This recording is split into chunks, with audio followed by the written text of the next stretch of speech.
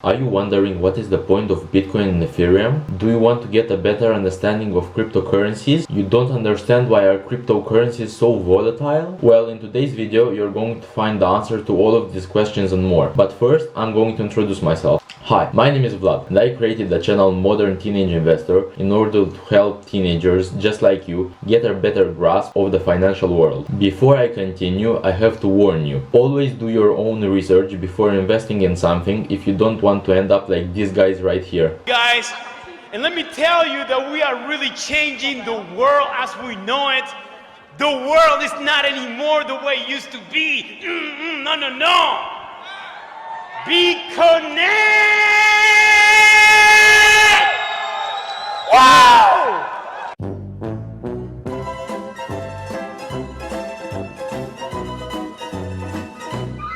Now that this is out of the way, let's get on with the video. What is wrong with fiat currencies such as USD, Euro and others? What is even the point of creating cryptocurrencies? The main issue of fiat money is that it is highly centralized. For example, in the USA, Congress decides when and how much money to print. The fact that a handful of people can destabilize such a large economy is alarming, especially taking into consideration the fact that last year, in 2020, $9 trillion or about 22% of the whole circulating supply were printed. These kind of bad decisions are the main cause of inflation. Besides all of this, just 1% of people hold a whopping 40.4% of all the household wealth in the USA. Crypto aims to solve all of the issues stated above and also bank every individual on the planet, no matter their country of origin or race. This is why many crypto tokens adopted the motto banking the unbanked. The answer to this question is very simple. Cryptocurrencies were created to bring back the power to the people. They were created to decentralize the financial system. Many of you might wonder when was the first cryptocurrency created. Well, actually, the history of crypto is quite old, dating back all the way to 1984. It all started when David Chaum created DigiCash. His goals were to make sure that all the transactions on the DigiCash network were anonymous and not controlled by any government or financial institution. Unfortunately, DigiCash failed, but in 2008, Satoshi Nakamoto used DigiCash's foundation to write Bitcoin's white paper. Now that you know the purpose of crypto, let's find out how the most notorious cryptocurrencies work.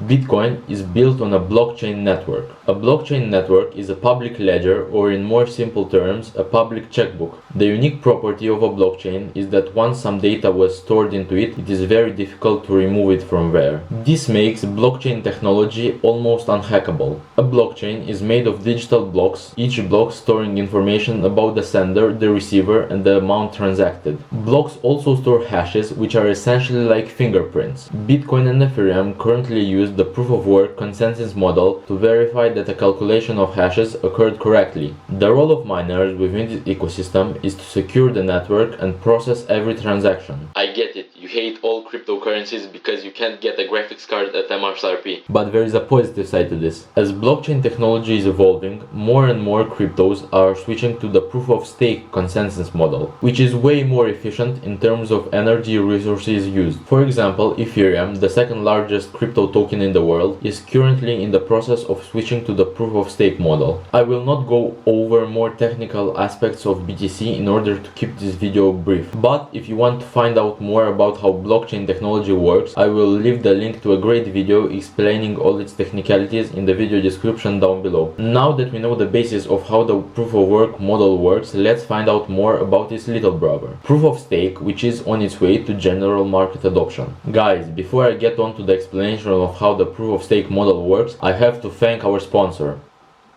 Damn, I double-checked 3 times, still no sponsor. This is why I kindly ask you to smash that like button. By doing this, you are letting the YouTube algorithm know that my YouTube is worthy of others' attention, thus making my channel grow. Making this kind of educational videos is really hard and time consuming, and by leaving a like and dropping a comment, you are letting me know that my time was worthwhile. Now that you made the like button turn blue, let's get on with the video.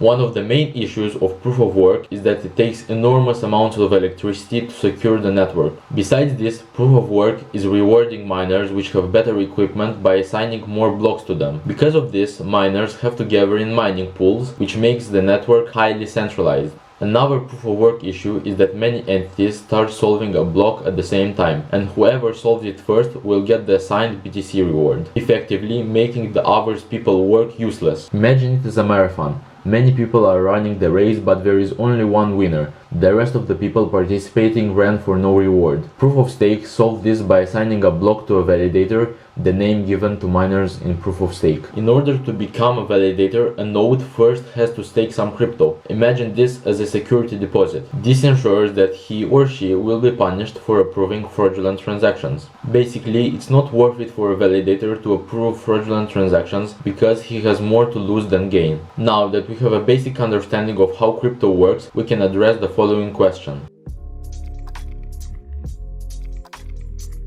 Can governments even ban crypto? The short answer to this question is no. What governments can do is ban exchanges that sell cryptocurrencies. But taking into consideration the fact that many crypto headquarters are located in tax havens such as the Seychelles or the British Virgin Islands, is not going to be as easy as withdrawing their operating license. Besides this, possession of crypto is going to be very difficult to punish because it's almost impossible to prove. An example that showcases the ban of Bitcoin is China, one of the most powerful countries in the world, which controls every single aspect of its citizens' life, didn't manage to ban crypto. China has banned the trading of cryptocurrencies way back in 2017, yet still it remains the country with the largest percentage of miners at 75%. Now let's address the elephant in the room. Why don't countries issue their own cryptocurrencies? Well, they do. Ecuador, China, Senegal, Singapore, and Tunisia are some of the countries that issued their own cryptos. It is very convenient for governments to issue crypto tokens because it enables them to track every single aspect of your life. And you thought that Facebook was taking a lot of data, wait until the government knows that you spent your stimulus check on those animal pajamas. However, adoption for this kind of coins is extremely slow because crypto enthusiasts are against highly centralized cryptos.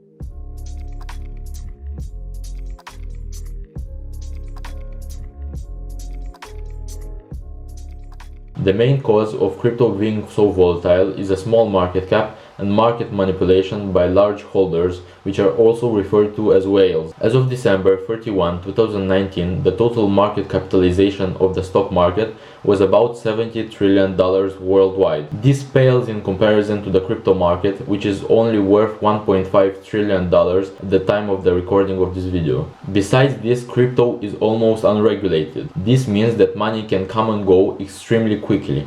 As for the market manipulation, whales can sell upwards of $300 billion worth of assets in order to crash the markets and cause mass panic. This leads to them getting back into crypto at a smaller price. Market manipulation was more prominent in the 2017-2018 market crash, when the markets could be manipulated more easily because of the smaller market cap. The best advice I can give you in order to get the best results in crypto is to dollar cost average and hold long term. Dollar cost averaging is the best strategy for accumulating crypto, and it consists of buying a small amount of crypto over a long period of time in order to average out the price. As for holding long term, it is quite obvious why you have to do it.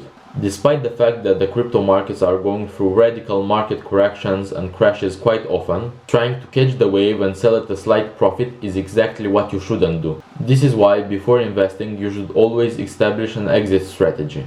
I will leave links discussing exit strategies in the video description. If you made it to the end of the video, congratulations! You now have a better understanding of how crypto works and are ready to start investing. Before I say goodbye, don't forget to smash that like button and leave your video suggestions over in the comment section or over at my Twitter. I will respond to every single one of your messages. Guys, I wish you a great day. This was Modern Teenage Investor. Peace out.